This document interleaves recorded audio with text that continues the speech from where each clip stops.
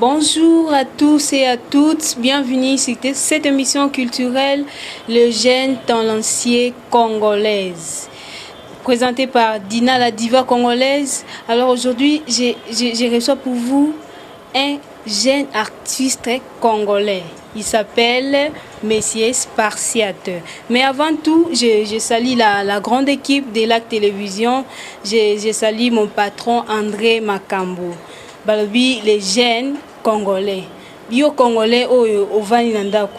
Tala jeune congolais au tozo laksabino lelo a telemi pour la kotombola bendele. Sans beaucoup plus tarder, bonjour Spartiate. Bonjour Maman Dina. Vous allez bien papa? Oui, Kimia. Papa Spartiate. Pour ni gombo na Spartiate. Bon, combo ya Spartiate. Bon, ils ont vraiment team de l'ingénieur dans la combo. Ils ont parents de pesanga. Bon, papa a travaillé par Basango, sans mon commun de la Spartiate. Il y a un pesanga combo. Ils ont bon. Bon, non, il a accident nini. To ga Spartiate. Oze bate munoroni nezali. Donc signification bende ya combo ana. Bon, comment ça la signification est belle? Bon, signification est claire. Spar ça veut dire homme. Siat ça veut dire la sagesse. Donc signification en bref ça veut dire Spartiate ça veut dire homme sage. Pour être clair, ouais. Papa Spartiate, yebisa biso ozali nani? Parle-nous vraiment de toi. Osalaka ni na vie? Bon, naza artiste peintre, naza artiste peintre, naza soupé parolier. Donc écrivain aussi. Oui. Papa Spartiate aza parolier, aza artiste peintre. Siko qu'est-ce que l'art? Art penza to kaka art. Na bandeko balandio baye ba signification de art penza laksini. Bon, dans le dictionnaire, art est ça. L'olengi a kosala. Mais d'après un Spartiate, art, ça veut dire ensemble de art, ensemble de action, il y a art pour faire passer un message quelconque. Donc, artiste, a sali ensemble pour faire une action qu'on dessiner pour passer un message quelconque, pour être clair. C'est ça. Papa Spartiate, le bel abisono, bete abisono lisolo, non. Ubandaki ndenge nini ezalaki ndenge nini lelo comme peintre. Bon, co-dessiné à Spartiate et Bandakala. Lorsque je fus petit, je dessinais déjà un peu bien. Nous avons dessiné un peu bien. Après Coco là, on a négligé un peu dessin, on a continué à Moussou. Mais en 2014, on a kozongi la art, on a kozongi la vraiment dessin. Tant nous avons dessiné, nous avons dessiné bien à crayon, mais on a pas qui non peinture. Natie ko associé quelques amis bala sandé ni ro dessiner bala kisinga mais nous allons comprendre les cas kavmate après nous avons décision na tambola Kishasa Mobimba natala ndeni ba artiste ba dessiner na peinture na tourner Kishasa Mobimba na prendre na otala kandi ba dessiner na saki 3 mois na dessiner soute na sali donc on a tourné chez ça pour que n'attendez ni artiste va dessiner. Après avoir tourné wana, n'ego créé méthode ya ngamo na dessiner na benga ngo spartiatisme. Méthode spartiatisme. La méthode spartiatisme. Surtout le lien dictionnaire exact. Désolé et oui, ça ngamo pourquoi parce que tu na katsa kombo nanga. C'est ça. Spartiate abandaki dessin na ndenge na yemoko. Est-ce que au pesa biso ane o pende komaki déterminé bitenga pena telema na banosa penda dessin art nanga. Bon, ezaki na 2014. Oui. 2014 au bandaki ndenge nini ba difficulté nini okutana nango? Oui, ba difficulté ezalaki belé par rapport à ba matériel. Batongo au dessiner, ba critique pezalaki. A de yo mukolo boy. On dessine bien parce que ça qui dessiner bien mais balaki parce que ba prena qui a été il y a une difficulté place ça qui en Est-ce que ils ont un classement au tangena parcours ndo lobi au parcours qui tcha mobimba? Est-ce que au tangela ki yango domaine wana les akinde? Bon, art na tangela ngote. Art na tangela ngote. Na ça juste ka ba recherche. Ba recherche on sait qu'il y a une manière na nga ko sala. Donc art ndé na ça que ça manière ya nga moko. On apprendre na kibonga kaka. Yo moko boyino tangela ngo. Pour la kibongai. Vous avez ma bonne na linga juste na vie on a créé différence. C'est ça c'est que j'aime créer la différence, c'est ça. Papa Spartiate, est-ce que métier il y a art et dessin est-ce que basi pe ba ko pratiquant? Oui, basi ba pratikaka. Je connais une française à Dessinara Makasi. Oui, basé belé à Dessinara Makasi. Très bien, et même la Beaux-Arts, bah film sous bazo dessiné puis très bien, bazan na bango. Même moi j'espère qu'on va apprendre, mais parce que j'ai aussi bah mis oh bah il y a bah fille bah dessiner très bien baza. Beat na open des années. Beat il y a art na juste pour nous changer ba vie, il y a bah congolais. Beat na vraiment ngwana. OK, est-ce que ils ont un livre oyo commis par rapport à tout ça? Bon oui, les bandits notre bah qui naza parolier. Naza peintre, artiste peintre et parolier. Des un livre on a commis et où tu as commis la méthode spartiatisme. Oui, la méthode de permettre de créer un principe ou la méthode de permettre artiste à ça la art n'est bien. Artiste va domaine tout, aux musiciens, aux scripteurs, aux peintres. Donc artiste tout hasard qu'on se retrouve par rapport à la méthode où on a bien la méthode spartiatisme. Bien que le livre on a facilité mais tant aussi là, on va comprendre vraiment ce que Spartiate voulait dire. Les gens vont comprendre et vont découvrir le livre na yo. OK, papa na biso Spartiate, yebisa biso beat na opende zani, yebisa mo boko pende likambo na ezani. Bon. Yebende okundo là. OK, merci pour la question. Nas Spartiate ko passer l'émission na deux points, deux sujets majeurs.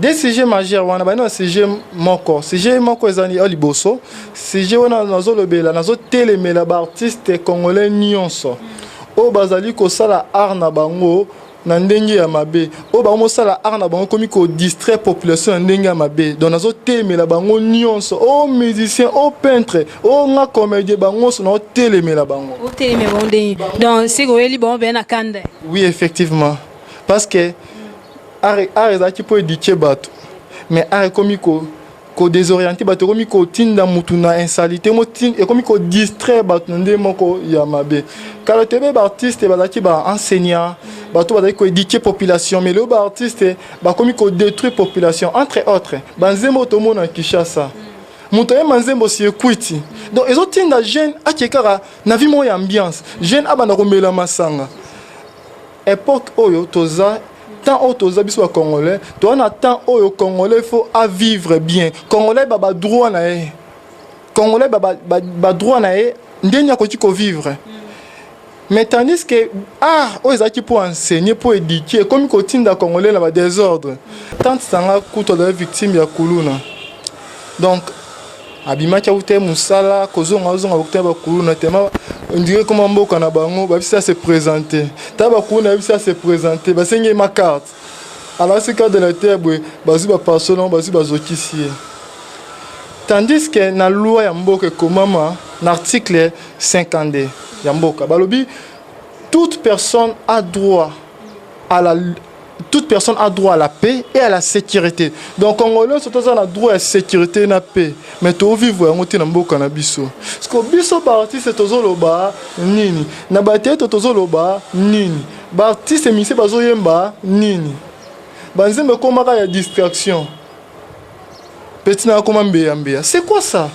Donc awa dai pour éduquer bato komi ko distraire nango bato. Alors il faut changer via mutu, il faut changer mutu ni na mandengi na lolenge ya mabe. Donc yango wana Spartiate ta jeune na moni ke okomi buzoba. C'est au tiki bateau, ba continuer ko bebisa non seulement ndeko na basi, éducation ndeko na basi tout comme ma petit frère na ngai, ba bazo ko nuire, bazo ko détruire éducation ba congolais nyonso. Le jeune a comment arriver sous musala, tama raison ka fatia kwiti na tongo. Mwanganda isala moi bien au grand garçon. C'est ça. Or raison normal. Congolais batté il faut vivre bien. Congolais batté que non, il faut zomusala encore bien. Congolais batté que il faut vivre kimia na mboka na. Mboka quoi Afrique du Sud comme menacer RDC. Et le rekamusanga à l'époque président Mobutu a sunga Afrique du Sud makasi. Mais tu vivre en sous-souté. Tu vivre le contraire. Parce que biso ba artiste zo ba ni na ba art na biso. Artiste et peintre au sala art na pas une exposition. Azo art na tiango. Pour na batamo ba somba yango. Siko bato vana kinkole tema ba bata passe moi ba été ba exposition ba somba art wana. Moi pété ba message ya art wana. Donc art c'est ma rapport na batambongo. Yango na ngai tant qu'artiste na bi nazo défendre mboko na ba œuvre na ngai. Art nanga bomo na exposition mon côté. Art nanga le gars de mission pour que même toi ça me passe à comprendre ngo. But nanga ngwana. Artiste et peintre ça art na pour que nous une exposition. Une exposition à exposer à tes art na c'est bien. Mais si ko bato baza ta passe, moi ba une exposition zate. Moi ba message vont dans tableau on té parce que ba ta passe. Ya ngo tant que jeune na boy mambo exposition no bomo na ngai té. N'exposition monte bon nous mon artiste spartiate. Ngano saba œuvre dans le carré les missions expliquer congolais nyonso à comprendre onis artiste ngalo bana œuvre na. Pour yo comme message. À comprendre parce que beat c'est à pour changer ba vie à bateau. Beat principal dans ngwana pour échanger bateau. C'est ça. D'accord, nous courons derrière le temps, c'est la télé spartiate. Deuxième point na wezani, deuxième point. OK, deuxième point ngwana place ma camion se vendre. Deuxième point nazo lebela nazo défendre mboka na ngai nazo défendre ba congolais nyonso o bana kata souffrance o bana kata ba difficulté na deuxième point na ngana nazo lebela pe ba droit ya ba congolais donc faut congolais vivre droit na lenge senyeli article 24 ya mboka na biso balobi toute personne a droit à l'information. Grand frère nanga avant-hier tant auta imboka tozani lobby a pesa information mobwe a outi intérêt ba côté ya forêt équatoriale batamboka na bebisie ils sont zone na Kisasa yebisa président Mobutu aboya biso pona nini ya solo mais oui bango tilo yebaka ke Mobutu aza président yebisa aboya biso pourquoi aya kotala biso donc bango tilo yebaka ke Mobutu aza président. L'article en comment que toute personne a droit à l'information. Bah moi information comme ezate parce que courez ezate. TV be malonga ezate. Bah na ba difficulté belé. Na commune ben commune monga foule bah comment sous 3 jours il y a délestage journée mon il y a courant. Na capitale, ce sont des erreurs graves. Donc moi message comme ezate. Moi message comme ezate. Donc Congolais fait ba droit na baloba ke to na richesse na mboka na biso neti nga na ko bwana ke to na richesse pon ata diamant na sima na boko na ngai te mais na za congolais article 58 babi tous les congolais ont droit de jouir des richesses nationales babi ba sepena na ba richesse ya mboka na bango mais richesse sango to ko na matoi tout le monde a compté to simba kangote donc congolais fait ba droit na sinon mon a temi boza parce que na moni souffrance ba ndeko na ngai mboka kwa Rwanda et moi nyokola Congo et c'est ça donc RDC so miye bio azati kaka ha Rwanda ko mata désert et ko mata désert to mata sans était musu to mata atelo monter na Rwanda Congolais fait ba droit na Congolais so souffrir Congolais peuple mo négligé na ba pays misusu non c'est même peuple même na kati mboka na dernièrement chinois mazo gifle congolais policier azawala congolais zongola azongisa boy bakangé pas policier ça c'est quoi ça dans la mboka ni mazo maltraité ce to vandi boy to ta babiloko oyo changement ekota te et tant qu'artiste na telemi na bundela mboka na ngati ke na malibanda na bundela mboka na ngana art na ngai majorité baning ba wakendaka ba malibanda ba marche majorité batonga na biming ce sont des sportifs alors nga za sportif te na bundela mboka na nga à travers art na ngai naza na do ya dessin à travers dessin nazo bundela mboka na ngai c'est ça vraiment spartiate est-ce que ils ont ba jeune oyo koki ko encourager o bani ba kota domaine o ba tele mapelo kwa ndi yo telemi o pe bazana na souci wana ya sala a oyo zo sala mais peut-être bolembu ou soit azana mututi ya motiver elo nini message clair nini rolobe na ba jeune bazal ba ninga ça.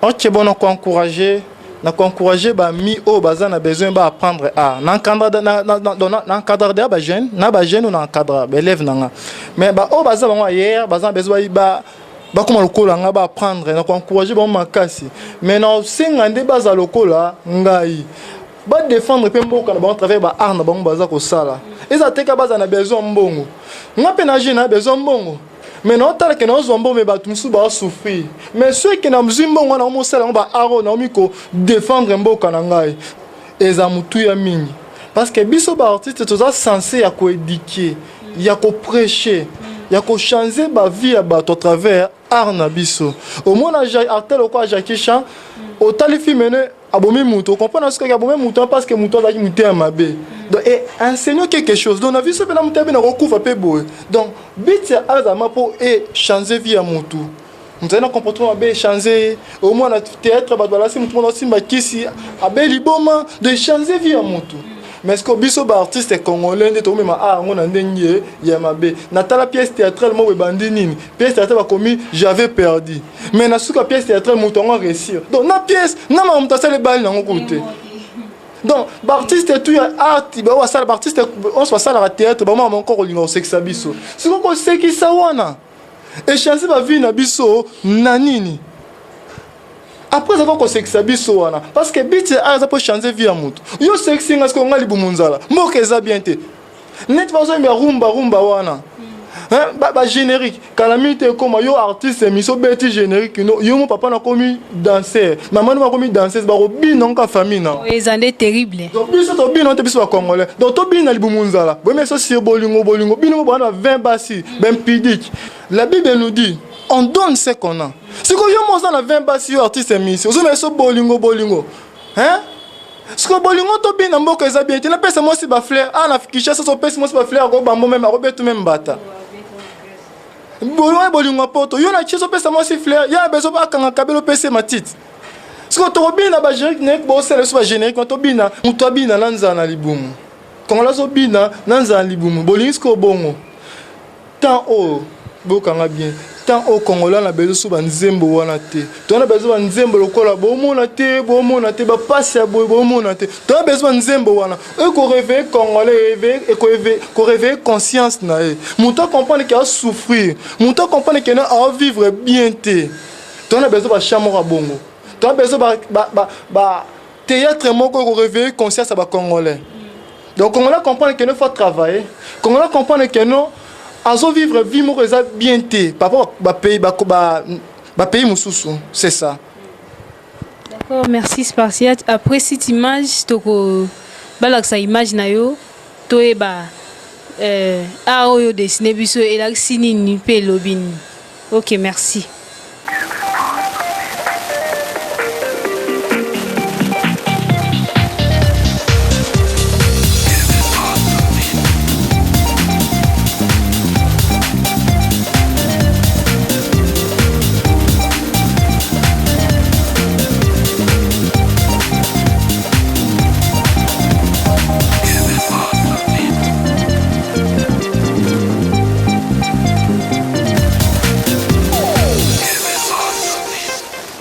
De retour sur cette plateau, nous voyons les images. Tomoni, il y a papa na biso Spartiate, mais Tomoni a Bambeli, quelque part Tomoni caméléon.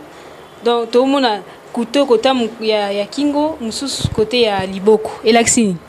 Bon, on a l'obéla sur les changements. Donc thème il y a titre et œuvre nanga o ingelo bela sur les changements. Na yango mona na dessiné kuté longna mo pona bo dessiné longa mutu mo ba yebité parce que depuis na congolais yango na dessiné awa pour que ba to comprendre que les congolais mutu a sali on ba comprendre que les congolais vraiment yango na la type de drapeau ya RDC donc on a le c'est les changements au mona mbeli au moni ba potane longi na ye nazo la kisa ba passe ya ba congolais aza victime ya crise sociale. Et Spartiate tozomona bambeli toyebite mbeli yango elakisi na kati wana. Bon, mbeli ezolakisa ba difficulté ya ba Congolais. Elakisa ba pasi ba Congolais baza nango. Yango wana muso aza na pasi, muso mutana blessure et azara mal à l'aise. Donc yango ba Congolais baza mal à l'aise. Ba Congolais ba olela tout moment. Ceux qui na beni ba bazolela. Donc biloko wana tout le monde bambeli oyo surtout bambeli et là ça ba problème zo nyokola ba Congolais oza ko nuire bango. Congolais za victime ya chômage, Congolais za victime ya crise politique, Congolais za victime ya manque ya paix. Donc Congolais zo souffrir. Yo na représenter souffrance wana ba blessé au bande ko nanga bozo la nanga bozo mona. Yo na représenter ba souffrance wana à travers ba blessé au za ne longanga o. C'est ça vraiment. Ok, merci. De l'autre côté, tu as caméléon. Tu as évité caméléon. Bon, caméléon, il y a un changement. Le rôle majeur de caméléon, c'est changer de couleur. Il y a un changement. Donc, Congolais a besoin de vivre le changement. Alors, on a vu la pauvreté, comme on a vu moi malade. Alors, on a vu il y a des difficultés. Le problème majeur, c'est que alors on a des difficultés à vivre le changement. Donc, Congolais a besoin de changement. Abana ko lire bien, abana ko vivre bien. Donc once tu peux commencer un changement. Tout le monde a drapeau olati drapeau RDC to éviter Spartia ça bando qui match na stade. Donc il y a une signification ya couleur na nzoto l'action. OK, c'est un point majeur. Drapeau oyo ya RDC, n'a de expliquer non ba couleur. Couleur bleu, bato so bi il a sara kimia. Il a sa kimia. Mais est-ce que Congolais a la kimia? Je ne crois pas. Congolais a la kimia. Article 52 de la Constitution Bokambis. Tous les Congolais ont droit à la paix et à la sécurité. Mais Congolais a la sécurité, c'est à peine la kimia. Dans la commune, il y a mon affoula. Les criminels batina qui lettre, c'est même autre cas. Batina lettre que tu as visité bino. Donc et comme peut obtenir la lettre. Les criminels batindi ma lettre. Pe ba yepé le même jour ba pesa qui ba signature ba oya. Donc Congolais na kimiate. Na même na capitale même na ba province mususu. Donc Congolais na kimiate. Couleur jaune o la kisini, couleur jaune l'accès richesse. Couleur jaune l'accès richesse. Il y a un article 52 balobi tous les Congolais ont droit de jouir des richesses nationales. Babito jouir na yango mais comment on jouir na ba richesse wante comment ya batu misusu et comment ya batu misusu comment on jouir na ba richesse na eza droit na ye à vivre ba richesse oyo ya mboka na ye mais on jouir na ngote couleur rouge et l'accès force yango na ba Congolais so lo ba keno Congolais comme makasi mais est-ce que nous sommes forts? Je crois pas. Congolais fait ba droit na ye.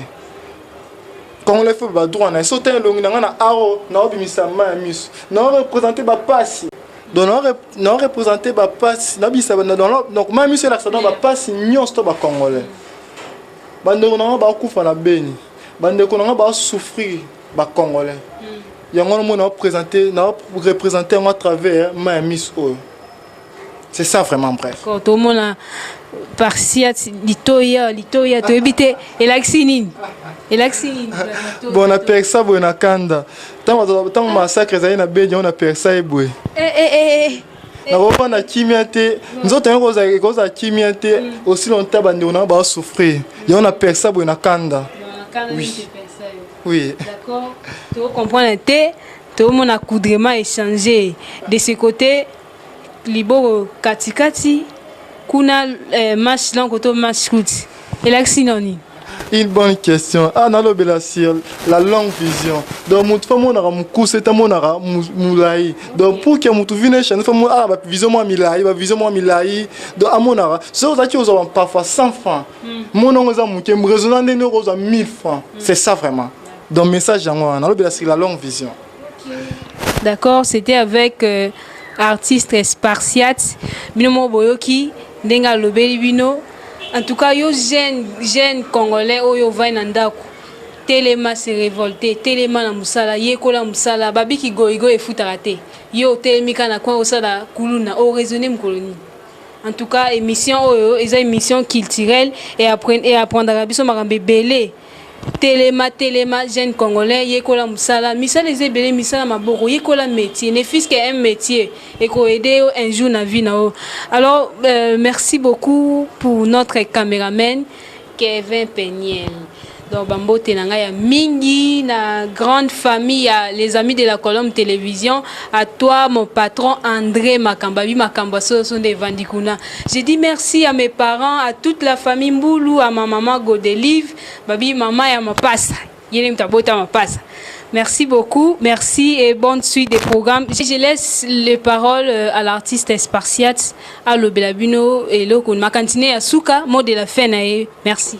Bon, mon temps a besoin de découvrir l'artiste Spartiate. À l'Ukanga na Facebook, à Komaka Spartiate, Sa Majesté. À découvrir un soumier, à mon art nangai, à comment à propos nangai. Topé Mouta a besoin de niveau WhatsApp, numéro plus 243 82 40 54 052. J'ai redit encore 82 plus 243 82 40 54 052.